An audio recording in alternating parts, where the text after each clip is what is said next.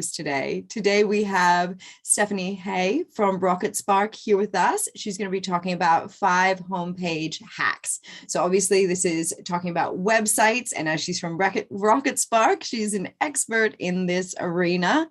So looking forward to some quick tips and tricks for us to use to improve our visibility, possibly, and conversion rates, which would be really good. Now, you may be streaming with us on one of our social media platforms or here with us on Zoom. Please make sure that you drop your questions in the comment section, Q&A function, or chat function, depending on the platform you are streaming from. We love to make these sessions really interactive, and the only way we can do that is if you put your 2 cents in. So please let us know that you're here, give us some feedback on the session, and also get your questions answered by Steph. I don't know if I should call you Steph or Stephanie. I default to Steph just because of the past experience, but welcome aboard. Please correct me if that is not. Hi, thank you for having me again. Yeah, call me Steph. It's what everyone calls me around. So yeah, just don't call you late for dinner. Just not late for dinner. Yeah. Mm-hmm. Yeah. Okay. Well, I know that you've always got a lot of information for us, so I'm going to let you kick it off. I'm going to go and make sure everything's running in the back, but I'll make sure your share screen's working first. Perfect. Cool. So I'll go ahead and share that one. And yeah, at any point, just go and chuck your questions into the Q&A, and I'll be happy to go and answer them at the end. So yeah, happy to answer any questions, but we will just be going through a quick run through of the essentials really of what you should be having on your home page.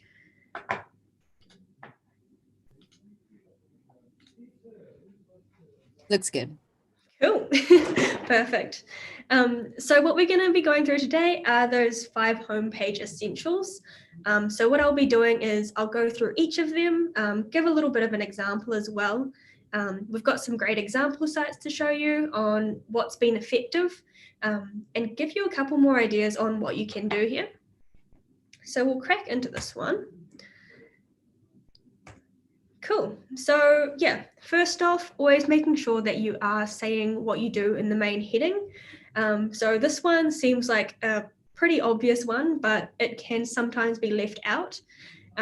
So this is really important for not only engaging your customers, and it's also important for SEO. So you do want to be sure that Google is reading the right kind of things on your website, and that when a customer comes to your website, that they know exactly what you do. So I will pop through to a quick example here. So this is a beautiful little site that one of our partners has created. It's for Riverside Escapes. It's off-grid accommodation in Wanganui, New Zealand. So pretty straightforward. You straight away know what they do, because sometimes it can be a little bit confusing of what Riverside Escapes are. It could be anything. So yeah, having that main title there, you straight away you straight away know what they do, where they are, and it's the first thing that you see. So it just captures your attention, and you can exactly you can hone in on what they do. One of the really good things about this page as well is that they have used a really effective photo here. So it just captures your attention, really beautiful and quite elegant and minimalistic as well. So the second part of what we're going to be doing here is telling people why they should come to you. So yeah, so with this one, pretty straightforward again, and it should be one of those things that you have on the main page. Why are they choosing you over anyone else? And here's just a quick example of Keem Construction, which is another one of our sites. So we can see this is why they should choose us, because they've got exceptional craftsmanship guaranteed. They've also got some a little bit of information here. So it's a recommended home builder in Tauranga, and it's got a name there. So then it's making a little bit more reputable, and you can go and see that it is a real person, and they've got a real name and everything. So that's always a bonus. And yeah, on their main page as well, They've made sure to include these certifications that they have. So they are a registered master builder, a licensed building practitioner, and they've got their logo and everything here as well. So that's the guarantee that they go on offer. So making sure that you do have that information on that page, and you can see everything there. People know why they should be choosing you over anyone else. I can imagine that if you were a builder and someone came to your website and there wasn't much information there, you want to be making sure that you are working with a reputable person, especially when it comes to building. I know that it can take a lot of trust for someone to go and take on a project like that. So making sure that they can trust you is a huge part of it. I know that I've read a couple books about the equation of trust. I definitely recommend it as well if you haven't already, if you're a small business, and it just looks at why trust is so important and how you can go and increase that, and in turn go and increase your customer trust and your brand as well. It'll be a huge reflection on your brand.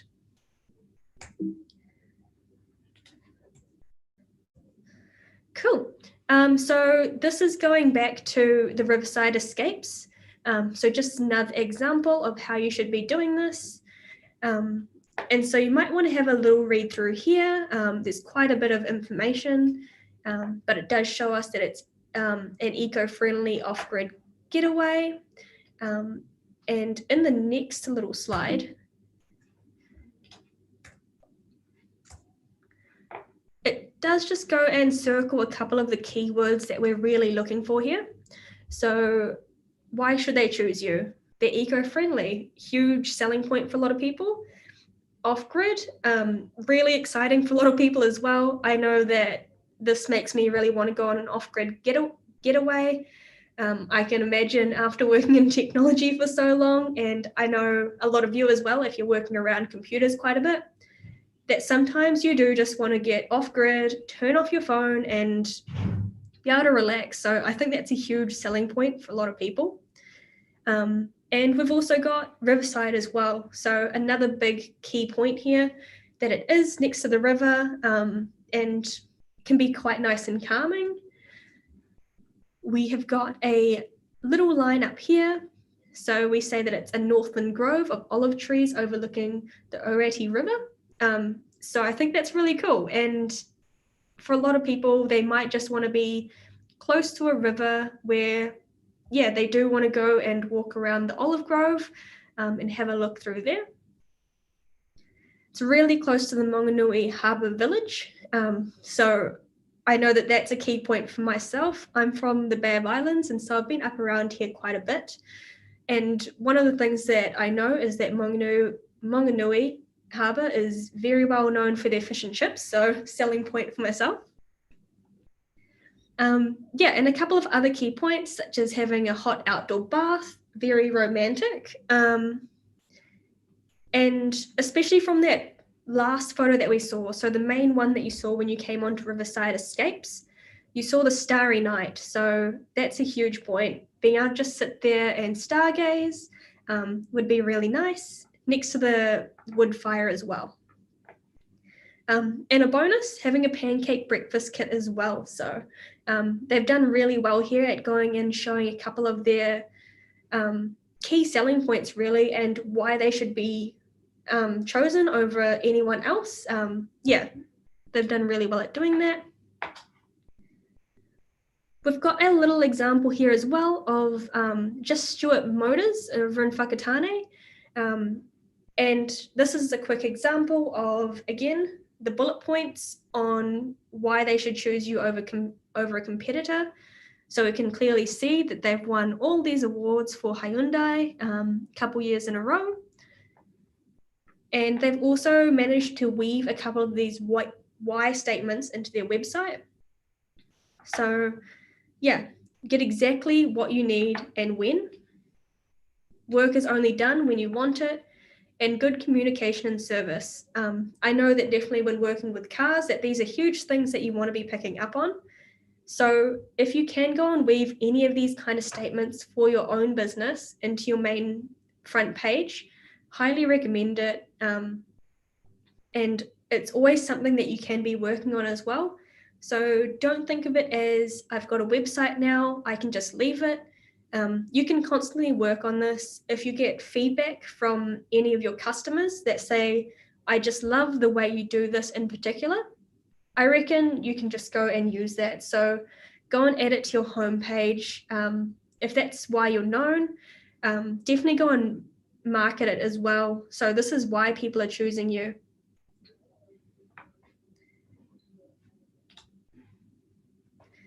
Cool. We've got our first impressions as well. So when someone first comes to your website, it takes, I think, about 5 seconds for them to really make their first impression count, and it plays a huge role as well in if they trust the brand or not. So you really want to make it visually interesting. So you don't just want a page there like for example, like a just normal doc with a whole lot of words on it. You want to make it easy for people to go and read and easy for people to look at as well. We've got a nice little example here. So we've got D&B construction, and straight off the bat, when you go and look at this, it looks beautiful. So they've used a couple of example photos in their main feature area. So the first big image that you see, and this is work that they've done before as well. So really exciting to see what work they've done, how beautiful it can look, and really just showcase their work is another huge part of it. Another example of the same website. So they've got a couple different feature areas there with the beautiful work that they've done. I know for me that if they could make my house look like that, I would be very stoked. So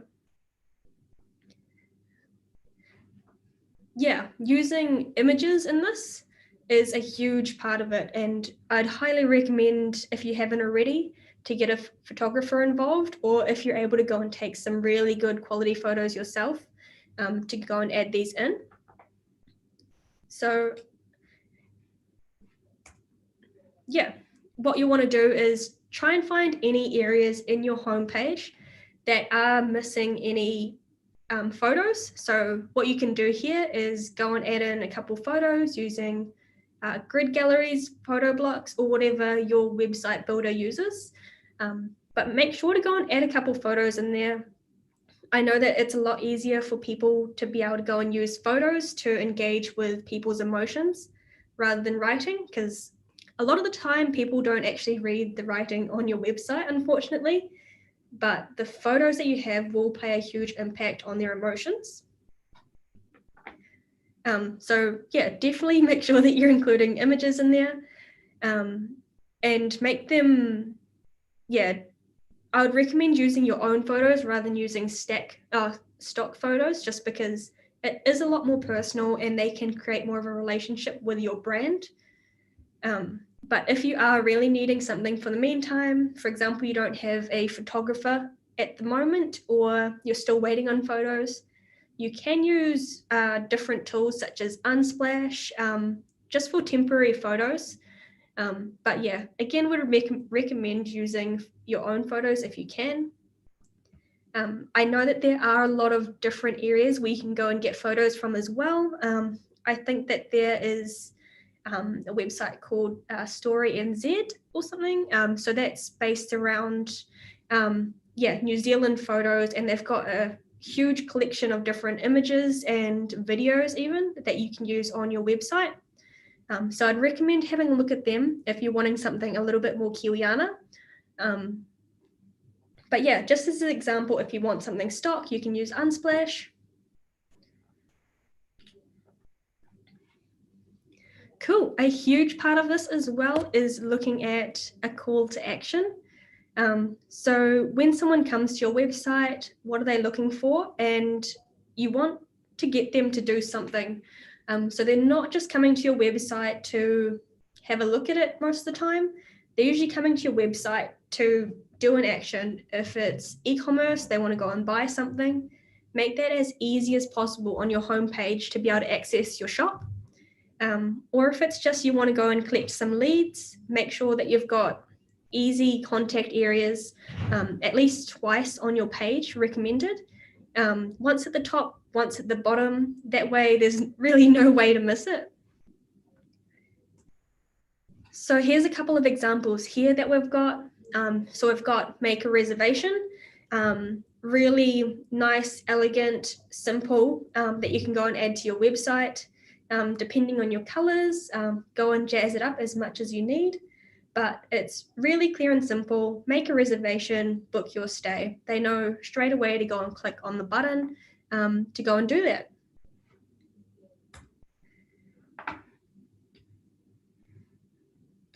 We have also got a contact me for a no obligation chat or property appraisal. So this is another one of our customers that we have. And yeah, it's really nice and easy. So it does have exactly what they do in it as well. So they're very clear that it's a no obligation chat. So it's just touching base to see what's going on there. And from there, they can ask more questions if they need to. Usually with something like a property appraisal, it's going to be a bigger conversation. So easy to get in touch with them that way. And from there, you can either have this going to like a contact form, or if you've got an email marketing service such as MailChimp or MailerLite or any of those, what you can do is go and connect it all. So as soon as someone contacts you, they get added to a mailing list and you can go and touch base with them that way if you need it automated. Or if you want to have a personal touch to it, what you can do is have that going straight to your email so they can email you and you can go and reply. For most forms, you can have a pop-up once they complete the form and just let them know that there's a 1 to 2 day wait before you may get a reply. Just make sure that you keep those expectations really clear so that, yeah, people aren't waiting around thinking like, oh, I wanted it straight away. I wanted to jump in on that one. So yeah, if you can have that contact form, set some really clear expectations for your customers as to when they may get a reply, and just be nice and transparent with them. At the end of the day, that's what everyone's wanting. We've got Stuart Motors. So again, they've used a really bright yellow button, which is really nice. So contact us to book in your vehicle or request a quote. The really cool part about this one is that they do have their number right there. I know that this can be quite a bit of a struggle with some companies trying to actually find their number. So I think it's really nice that they've got their number there rather than having to try and search for it. And phone calls can be a lot more personal rather than going back and forth with an email. I know personally for myself that I'd love to talk to a person rather than going back and forth on an email. Cool. So we've got a little example here. So this is the same page that we're looking at before. So what you can do, this is the inside of Rocketspark. If any of you haven't played around with this yet, you're always welcome to go and sign up for a free 30-day free trial if you need to, just for a little bit of a play around if you haven't already got a website. So you can go and decide on your main call to action. And what you want to do here is just go and add in, for example, a button, a little bit of text where you can go and add in a link, or add in a form is another way to do this. But what you want to do is have that main call to action like we did in the past one, contact us to book in your vehicle or request a quote. And then, yeah, you've got your phone number, or you could have an email address there as well, but just make it really clear on what those expectations are and how they can contact you or what the call to action is. Cool. So number 5 is we need to assume in this case that people don't read paragraph text, because a lot of the time, unfortunately, they don't. What people are doing is they are just going and picking out the parts that go and stand out. So if this is your headings, usually the biggest ones for websites are called H1, and then they go descending, so H2, H3, H4, and paragraph text. But yeah, always make sure that you're using headings and that you can go and add in paragraph text underneath that will go and back up what you're saying as well. So we can go back to this example here that we've got, and straight away you can see these awesome little vectors or icons that capture your attention, and you straight away know that there's going to be information underneath it. So get exactly what you need and when. Yeah, that's a huge selling point, and that's the part that's going to capture your attention. But if that does capture your attention, you may want to go and read the part underneath. So we won't suggest any repairs or replacement until your vehicle needs it. Work is done only when you need it. And good communication and service. So these are different things that people are definitely going to be looking at when they're looking at getting their cars replaced. So this is Stuart Motors. And yeah, they've made it really clear, but they've also got more information. And yeah, they can go and clearly outline their promise to you. I think that also a big part of this site, which makes it quite unique, is that they have broken it up with those images. So even though they're not images, they're just nice little vectors, they've added a bit of personality to them by going and adding in their brand colors, which is nice. And yeah, it does make it quite quirky, and I quite like it. So it's visually appealing to look at, especially on your homepage. We have got another one here. So this is Allendale Lodge. And so the first thing that comes, that captures my attention here is this: take a step back in time. So I think that's really unique, and it does capture my attention. It stands out in the nice red, but it's also quite quirky. So what I'd recommend here is, if you are unsure on what your title text should be that's going to be attracting people's attention, try and look for something quirky, probably not too out of the gate. So there's a little bit of a fine line there. But yeah, you can play off a couple little things. So you can always do testing with this. So if you want to go and change it to something, see how people interact with it, and then change it again if you don't think it's working. That's the great thing about websites, is that it is a work in progress. You don't have to just leave it where it is, and you can change it at any time. If you notice something's not working, you can just change it. So there's a bit of flexibility there. And again, straight underneath this, we've got our call to action. So you can straight away go and find out more, and then make it really accessible if you want to know a little bit more about Allendale Lodge.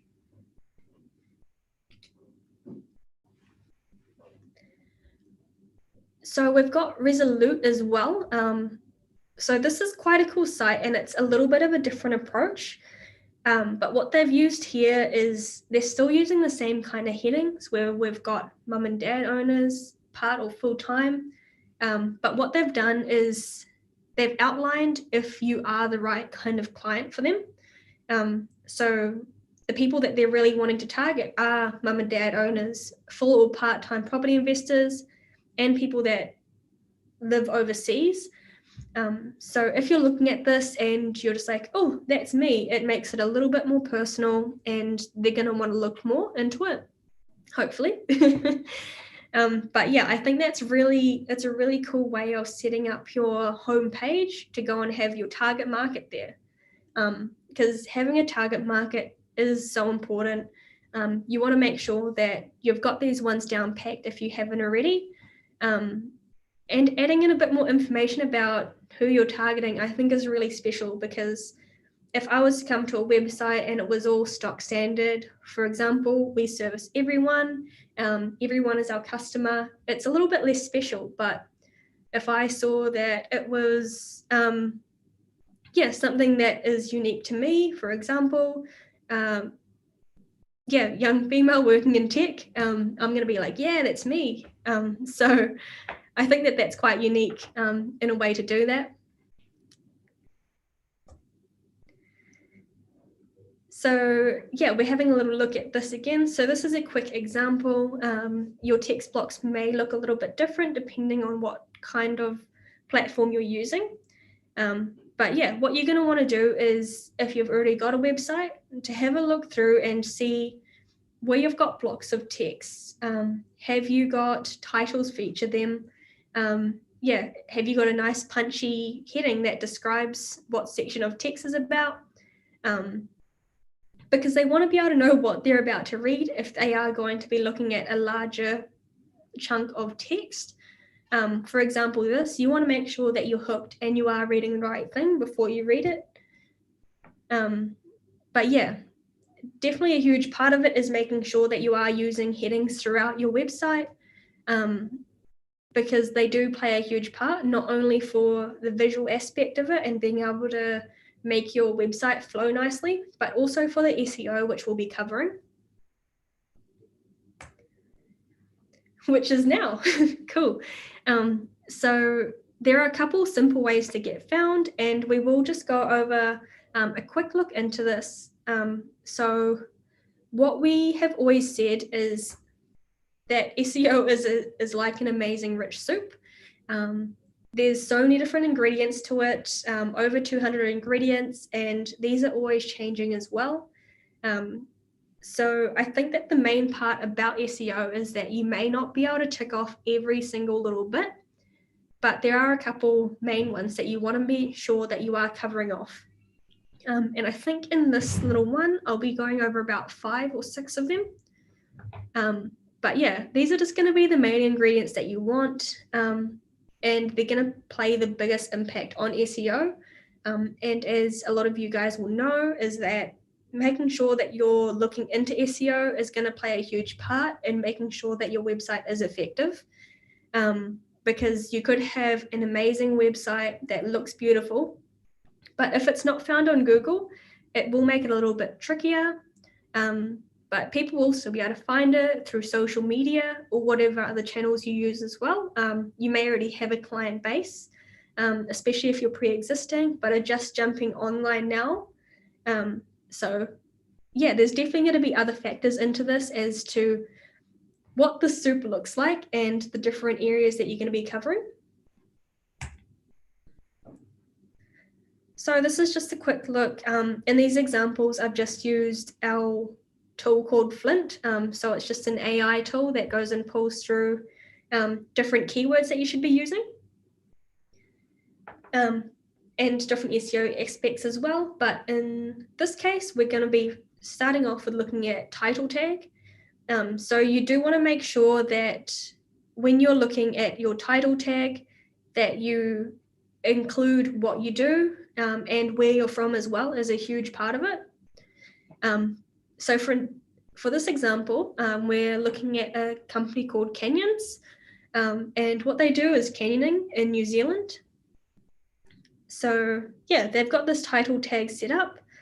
So canyoning New Zealand style, abseil, zipline, jump, and swim.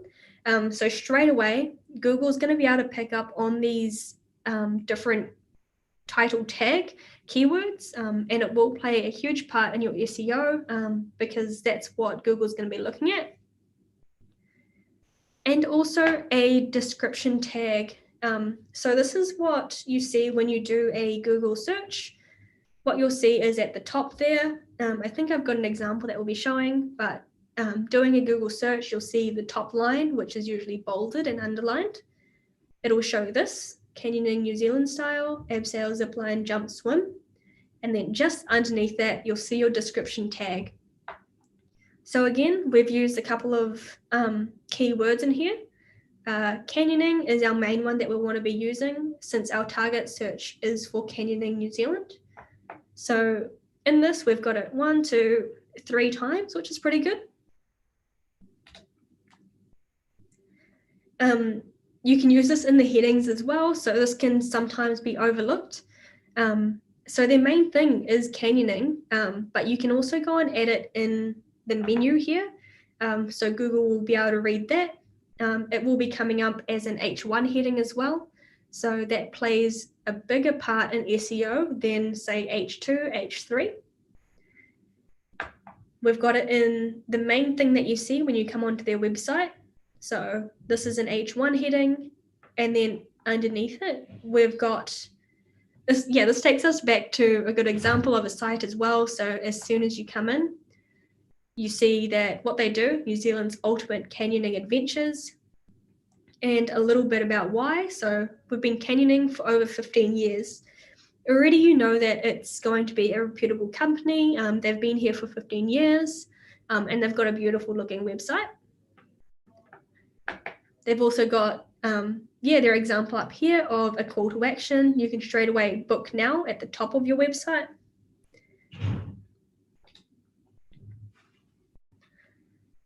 In your paragraph text, so throughout your homepage and any of your other pages in this sense, you'll want to go and edit at least 3 to 5 times per page. I understand this can feel like quite a lot sometimes, and you may feel like you're repeating yourself. But what you want to do is still go and add this in, make your keywords a word that people will be searching, and is easy to go and intertwine. So if it's a major part of your business, it's going to be a lot easier. And for example, in this just one section of your website, we've already got canyoning added in twice. And depending on how long your homepage is as well, it'll be added in there quite a few more times. But yeah, you still want to make it so that it makes sense and it doesn't sound like you're just going and adding in random text. Also, one thing to note, which we've had a couple customers do in the past, is Google can tell if you're going in writing in white and then going and making the background white as well. So unfortunately, that doesn't work, and you can be penalized for that as well if you're trying to hide random keywords throughout your page. But if you have it just in your normal paragraph text where you can see it, it's really beneficial towards SEO and making sure that you are ranking quite high in Google searches. If your business can be found, better. So this was just a quick example of what we were using before. So this is Flint. It's our SEO helper. It's an AI tool that goes and determines your SEO really. So it'll give you a couple examples of what you should have on your website. And it'll also give you a couple of examples of paragraph text. So the really cool thing about it is that it is always learning. So it will be able to go and create chunks of text that you can just go and copy and paste onto your website. And in that text, it's already like keyword heavy. So it's got a lot of keywords in there and it will be optimized for SEO. So this is, if you're using Rocketspark, this is how you'd find it. There's a little green lightning bolt, but if your SEO isn't optimized, it'll be showing as red or orange. So we use kind of that traffic light system to tell you if you're optimized or not. So green is good and red is not so good.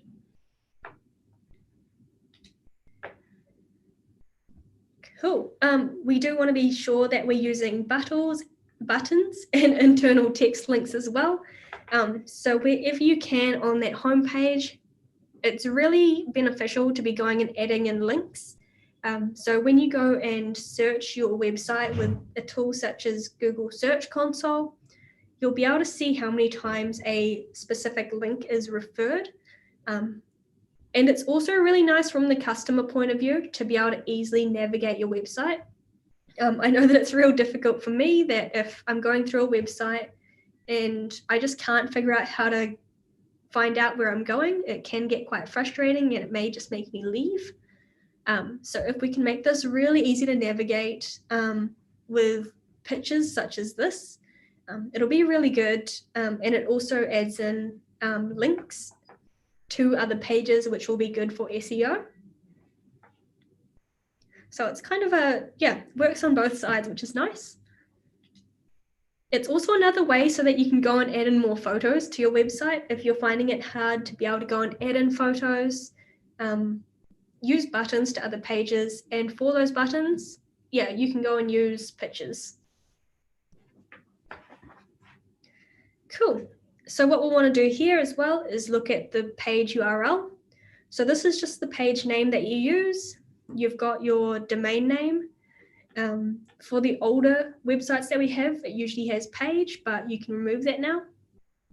And then the page name is called Hyundai. So this is really good to use because when people go and search in Hyundai, now you're going to be a factor in that. So you may come up in the search when people search that. Obviously, Hyundai will be coming up a little bit further ahead of you because they've got a lot of marketing.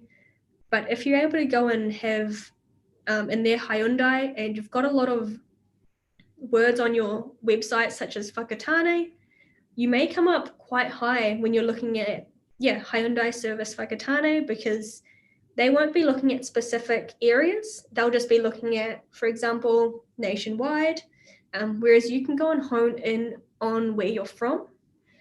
So again, that's another quite a large part that you should be looking at when you're looking at SEO, is that it's really beneficial to look at where you're from. So make sure that you are targeting your local market first. They're going to be the ones that know you quite well, especially if you're a small business or a medium business or large. You're going to be well known in your hometown. So if you can go and access that market first, and then you can go and create different pages with different locations. I know that there is a good example of Rocketspark doing this. So I think it was down in Wanaka, and we do have a couple different locations set, and one of them was Wanaka. So when people go and search in, for example, web design Wanaka, we would come up there first. And we've had a couple people come through being like, oh, I do web design in Wanaka and I wasn't sure who you were, wanting to get in touch. And it turns out that they were a key person to working with us and they now work with us, which is really nice. But it just shows how going and targeting specific locations can play a huge part in it, and it's highly recommended. Cool. So an exercise that I'd like you to try if you've already got a website is just going through your website and making sure that internal links contain keywords, and just having a little look through your website as well, just in general, at what keywords you have on your website, if they're working for you. And I think a large part of it is looking at what keywords are people actually looking at, what keywords are your customers actually searching, because it can get quite easy to go and narrow in your vision to say, this is my vision, this is what we do, but it may be a little bit more, you might be using a little bit of language there that's not normal for most people. I know that with Rocketspark, working in kind of the online sector, that we use a lot of random jargon that doesn't make sense to a lot of people, and it can be I can sometimes forget to use more simplified versions of it and things that make sense to an everyday person rather than, for example, a developer. So it can be the same with any kind of industry. It may be jargon that other people are not used to. For example, I don't know much about farming, so if people were to use some farming jargon on me, I may not know what they're talking about. Number 6 for SEO is blogging. So this is quite a large part of it, and it is worthwhile doing as well. And this is creating any type of blogs really that are unique to you. For example, these could be anything such as FAQs, tips, or how-tos, because this is your business. So you need to be looking at it from the sense that you are a professional and you are an expert in this industry as well. So people are going to want to listen to you. So you're going to want to look at, how-tos and tips, things that people may want. A really effective way of doing this as well is if you've got customers coming to you asking about certain things quite often, I'd recommend going and writing a blog post in how you'd usually combat this and just some advice on what to do. go and publish that as a blog post. And that way, it'll start coming up in Google searches. So if people go and search up, how do I build a website? You may get that blog post come up quite high, and people are going to read it because it directly answers their question. So what I'd recommend doing here is, if you haven't already started blogging, to just go and write up a couple examples of different topics you would want to do. I know that it's getting up to a really busy time with Christmas and everything. So if you're able to just go and write down a couple ideas on different topics that you'd want to write about, just start there. You don't have to write them right now. You don't need to put any pressure on, but if you do have a moment to spare, or if you're finding you're getting a lot of customers asking about this, it may be worthwhile creating a blog post.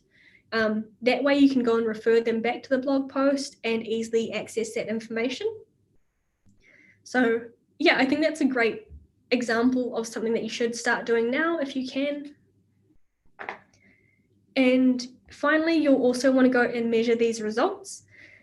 So most people are going to use Google Analytics, and it's really easy to set up, and you can go and track how people are using your website, or how many people are viewing your website at a time, which is really beneficial. And you can also use this to do a little bit more testing. For example, if you're doing a little bit of marketing, or if you've changed something around in the way that you do it, are you seeing a spike in people coming onto your website, or a dip in it as well, just so you can see what's working and what's not. It's also really easy to go and connect it. It's just grabbing a code out of Google Analytics and copying it and pasting it into your website. That way they're all linked, so it makes it quite easy. And this is definitely a big one that we go and in the customer success team here at Rocketspark. We really push for this one. So we're always asking people, one of the first things you should be doing as soon as you create a website, if it's your first website, make sure that you're using Google Search Console. So we've got quite a few help guides on how to set this up, but again, it's quite straightforward.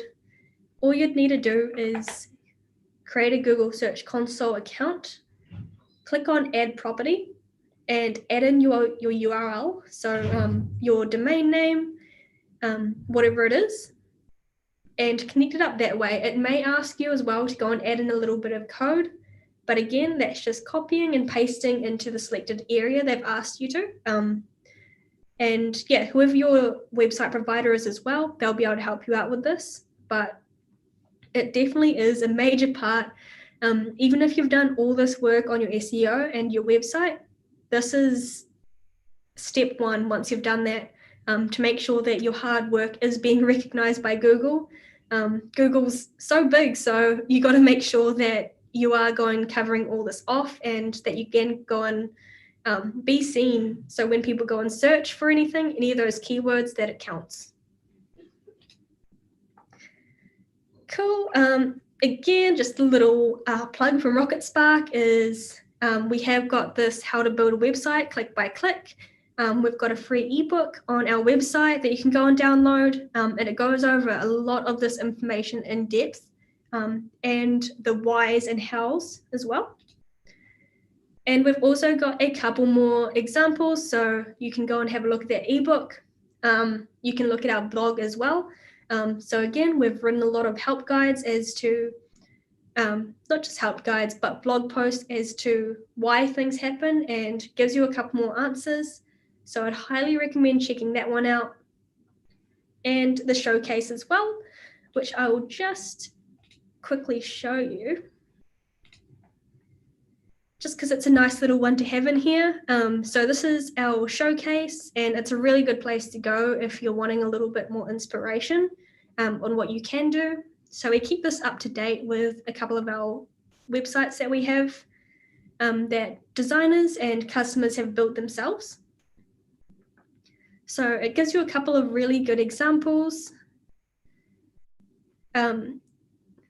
For example, we've got this teenage one. So this is about teenage mental health, and it's a self-referral mental health service. Again, it's got that nice text at the very top, and a call to action as well. But yeah, there's some really good websites on here to go and check out. This is one of the ones that we were looking at. So it's got those icons at the top with a little bit of heading text as well to go and draw you in. And yeah, it's got huge pictures on it, so it's really nice to look at, and it's not too overwhelming with the amount of text that they have. Or if you're wanting something really quirky, you can even create something like this. But yeah, there's a lot of examples on here if you want to go check them out, and if you're wanting a little bit more inspiration. But cool, that is me. I hope that was had a bit of information there for you, and that it does get you started in what you need to do. So I hope that you're able to walk away from that and implement a couple of these things into your website, or if you're still creating a website, that you can use some of these resources to help you out. Thank you so much. One of the areas that a lot of our folks here at Digital Boost are a little bit nervous to get into is their website. A lot of people have set up their social media channels, and they've got all those other connections kind of happening, but the website for some reason becomes the last thing on the list because it's a bit daunting on what platform to choose. How do I do it? There's so many components to it that we know are important. We don't want to muck it up, but I think that one of the things that I've learned from your whole team over at Rocketspark is that you just need to get it up there online because you're gaining Google juice. So the longer you're up online, Google juice. I think I actually heard that from Google, which is pretty funny. Google gains. So you are gaining Google juice and Google gains, and that occurs over time. That's what you've been talking about, that authority in that space and being reputable. But you say reputable and I say reputable. So reputable, to be reputable on the line, as they say. You want to be up there a little bit longer. You can always tweak, rework your branding. You can always do those kind of things. But I would encourage anybody who's watching this session, because I know folks are watching on a number of platforms, including here. If you haven't started your website because you are too afraid, get your website up online. And there are lots of folks out there that can help you, including the Rocketspark team. And they've got a great ebook that you can download that's actually used at a university level. And it will help to give you some pointers, as well as a lot of the sessions that we have had here on Digital Boost. So many great sessions that touch on many aspects. I know you touched on SEO, but we didn't dive into it really deeply. There's been a few sessions where we did do deep dives. So if you missed those, just look up SEO on the Digital Boost website, and it'll take you to some of the archives of that. I know that one of my personal favorites was with Richard Conway from Pure SEO. That's all they do, And he even included a worksheet, a spreadsheet that you could use. And I know for a while it wasn't there. It is there now. I've made sure that we've gotten approval, and we did get that up on the line. So I think that even with the case of just getting online, if you're even able to look at creating a landing page that says, a little blurb about who you are and that there's a page coming, or even just contact us, one page kind of website, I think that's a great start to at least start getting that Google juice. Yeah. Absolutely. Great tips. Thanks for sharing. You are so welcome.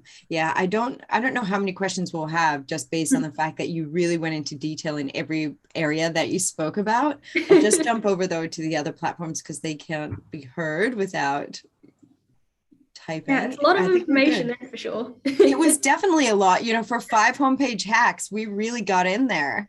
Yeah. So I appreciate that. Okay, so we've got, I'm only just beginning to design my website, and this has been invaluable. Oh, fantastic. Oh, awesome. I'm so glad. And I know that the team at Rocketspark, actually, they're really good if you just have some basic questions and stuff and you want to contact them. You guys are really great at chatting with people. You're based in Waikato. Yeah, just out of Cambridge. Just out of Cambridge. Yeah. So, you're talking to somebody in country, which is really nice in Aotearoa. And if you don't know a lot about Rocketspark, they've got a whole bunch of freelancers that they work with. So local copywriters, graphic designers, all of that comes from Aotearoa. It's quite beautiful. And yeah, so if that's something that's important to you, then this might be a really good opportunity for you to reach out to a really stellar team. I'd also you talked about images, stock versus your own images. And what I wanted to draw to everyone's attention was on the 26th of January. So that's 2022. Hold the phone, here we go into the new year. 26th of January, we'll be holding a session specifically on images. And where to find free images, where to find New Zealand-based images, all of that jazz. We're actually going to be running a whole week on visual kind of stuff for your website and for your business. We'll be talking about branding. We'll be using Canva. We'll be talking about infographics and how to place them. So if you don't know what infographics is, there's some more homework for you. You can look that up. But so we're going to focus a whole week on that in January because we just know how much of a hot topic it is. So I just want to thank you again, Stephanie, for joining us here on Digital Boost. It's always a pleasure. Please give your whole team a happy holidays from us here at Digital Boost and our whole funnel here with all of our registrants. So we love having you on. Thanks again. Oh, thank you for having me. It's our all pleasure. Right. See you all later. See you all later. Yeah. Have a wonderful day, everyone. Ka kite. And once I stop